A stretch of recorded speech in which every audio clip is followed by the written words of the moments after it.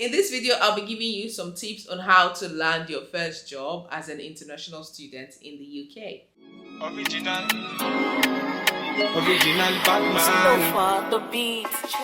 Hey guys, welcome to my YouTube channel. If this is your first time here, my name is Molola Akinleye, and you are welcome to my own little space on the internet. If you're a returning subscriber, many kisses to you. Thank you so much for coming back to watch. And I'm sure you can tell from the title of this video what we're going to be talking about today. I mentioned in one of my previous vlogs that I got a job as a social media manager / content creator recently. In this video, I'll be giving you some tips on how to land your first job as an international student in the UK. So I hope you're ready for the ride. You may need to grab a pen, a paper, or maybe your notepad, and then just, write things down. The first tip, which is like the most important, is to review your CV. If you're coming from Nigeria or, any African country, most of the time, the kind of CV format we use is slightly different to what they have here in the UK. So it is better to have a professional do it for you if you can afford it. If not, you can go on Google and check out templates you can use to review your CV. In reviewing your CV, quite a number of firms make use of ATS, which is applicant tracking software. What an ATS system does basically is that it is able to extract keywords from your CV, which the recruiter is looking for, and then use that to match your CV to the role. So it takes out the whole human bias, emotional bias, or whatever bias might be if a person is actually reviewing the CVs manually. An ATS system does that. You want to make your CV ATS compliant or ATS friendly, meaning that when it is run through an ATS system, the system will be able to identify your CV and match it to the role. Apart from this, you should also include major keywords in your CV. So say for instance, you're applying for a social media role, or you want to create a CV that is tailored to social media line. Definitely, there should be keywords in social media. For instance, content strategy, content calendar, social media scheduling tools, social media itself. Keywords that are peculiar to that role, right? The other thing I'm going to mention under CVs is that you can create 2 CVs. I'll give you an instance. For me, I've worked in customer support roles and also in digital marketing as well as social media. So what I did was I had a professional review my CV. I was then able to use that to create one other CV, which I then termed my customer support CV. I knew that I was going to be applying to customer support roles as well as social media roles. It's weird if you use a social media CV to apply for a customer support role. It won't tally. In my customer support CV, what I did was tailor the roles I had, like highlight more of the customer support roles that I did. So for instance, in my previous job where I was working with like the business development team, I mentioned there that I was relating with customers, helping them with their queries and all of that, which is great. It was part of the things I did, but my major role was actually in digital marketing. Do you understand what I'm trying to say? Like tailor it more to what you are trying to apply for. And then when it got to the digital marketing CV, I had already done that for me, and I read through and I saw that, it actually aligned with the things I had done. Capish? Cool. Another thing I almost forgot to mention is do not apply for any job without a cover letter. Yeah, I said it. Cover letters highlight the skills you are bringing to the role. A very practical example was when I wanted to get this job, right? I knew that it had to do with social media management and then creating content from the responsibilities they had highlighted. So what I did was in the cover letter, I highlighted that I had worked with different brands on their social media pages. I highlighted that I actually had a personal Instagram and YouTube channel, which I had grown. So yeah, I used my YouTube channel as a form of application in my cover letter. I put the link to my YouTube channel there as well as the link to my Instagram because they were looking for someone who could use editing tools, which is like basically what you do on YouTube because you have to edit your videos, and also on Instagram. These are some of the things that you can highlight in a cover letter. I did not put the link to my personal YouTube channel on my CV for obvious reasons, but I could actually highlight that in my cover letter. And even during the interview and after I had gotten the role, they mentioned that, they had seen my YouTube channel, they had seen my Instagram, and they had seen that I was actually putting in the work. So yeah, when you're applying, don't hold back any of the skills you have. If you have experience with Canva, mention it. If you have experience with editing videos, mention it. If you have skills with, let's say, time management, mention it. The littlest things might count. The second major tip is register on job and CV websites. So websites such as Indeed, LinkedIn, I'll still talk about that. But Indeed and Read basically, and I think CV Library, those were the three major ones I used. I registered on all these platforms, uploaded my CV, and put it out there that I was open to opportunities. I was looking for opportunities part-time. Even though most people end up sending me like full-time roles, but every week, recruiters reaching out to me that, oh, so your CV, maybe on Indeed or on Read, would like you to apply for this particular role. Sometimes I get calls and I'm like, oh, I'm a full-time student, so I'm only allowed to work 20 hours. And they're like, oh, it's a full-time role and all that. So I most times I don't go to the interview stage, just like the application. But the fact that they are reaching out to me shows me that my CV is actually putting out a good word for me, which is why I mentioned in the first part that review your CV. I had mine done by professionals. Review your CV and then apply on these job websites. It gives you an understanding that, okay, is my CV actually going to get my foot in the door? During my Ready Set Work training in 2018, we're told that your CV is the first thing that actually gets you in there.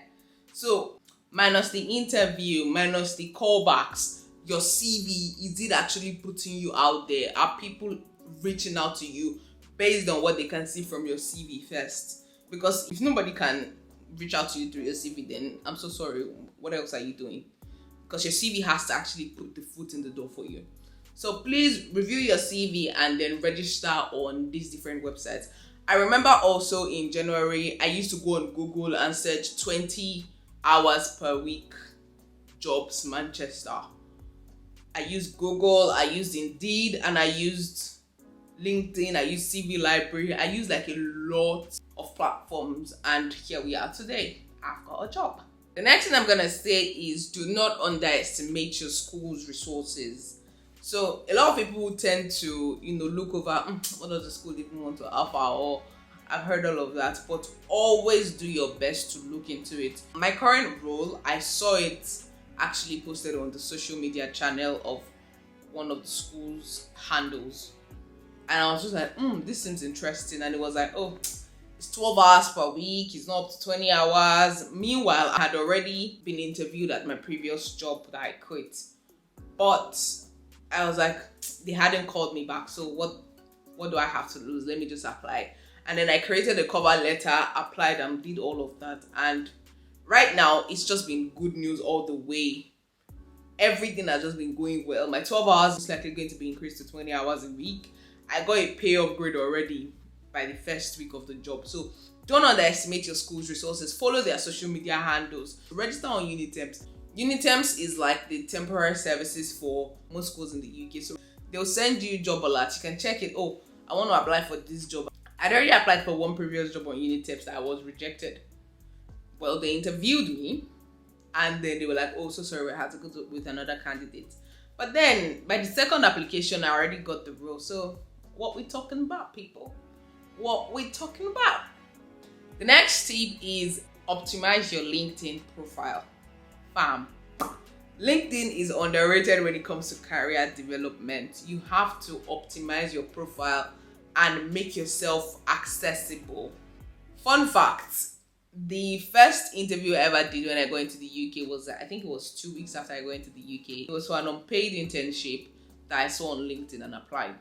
I was interviewed and it was for a social media role as well. So what are we talking about? Optimize your LinkedIn. Put it out that you're open for opportunities. Check for like specific roles in your region. So what I used to do then was search social media 20 hours per week jobs, right? And then I put the region Manchester, UK. And then I see like a lot of roles. Sometimes if I feel like there are not enough options for Manchester, I would then just put the UK as a broad region, but make it like, oh, remote, so that I can if you're living in Manchester and working in London on 20 hours, nah, that doesn't really gel, right? So that's one of the ways to check for it. Optimize your LinkedIn, put your profile there, get a clear headshot. You can do it with your phone. Just take a picture of headshot so that your face is showing, preferably white background. I need to change my name. It's not white background, but preferably white background, and then that works. The next tip is one that a lot of international students like myself run away from, but it is also quite underrated. Volunteering.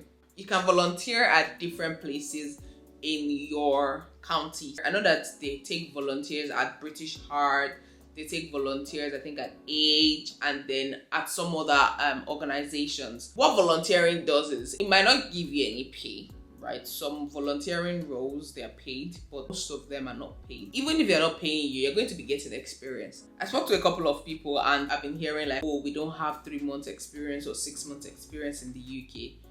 But if you're volunteering and you are able to gather 6 months experience, even if it's in customer support or I don't know, anything that you feel like would help you in your career, you can volunteer and then use that to gather experience. It really helps. Volunteering also can open doors of opportunities for you. So you could say you want to volunteer in a particular place, and maybe a month or 2 down the line, you need to hire someone who will do this and blah blah blah blah blah and all that, and they're like, we don't need to hire someone from outside since we already have this person who is working with us, and then that's a door of opportunity that has been opened right up for you. So yeah, please do not rule out volunteering as an international student in the UK. The last tip I'm going to give you is keep applying. Guys, no cap, I was doing 10 to 15 applications a day sometimes. You have to like keep trying, keep applying. I will apply for every single role. Some they'll call me for interviews, some they'll say, oh, we don't want anyone on tier 4. And I'm like, but you guys wrote 20 hours part-time, so why are you telling me you don't want anyone on tier 4? But that's all, by the way. So keep applying. You might get 1,000 no's. You might get more than 1,000, oh no, unsuccessful, or not even responding to you. But you see, once you get that one yes, it negates every single no that you've gotten, because at that point in time you're like, yes, I finally did it. Don't be let down, keep your head up high, and I trust that you will get that job you want as soon as possible. So guys, we've come to the end of this video. I hope it has been very insightful for you and you've learned quite a few things. You can share this video with anyone you know who might be looking for a job, or who is an international student in the UK or has plans to come to the UK and all that, so they can watch and also learn some tips. I hope you've enjoyed the video so far. If you have any questions or any comments, anything you'd like me to address, please drop them in the comment section and I will definitely get to them. Thank you so much guys for watching, and I will see you next time. All right.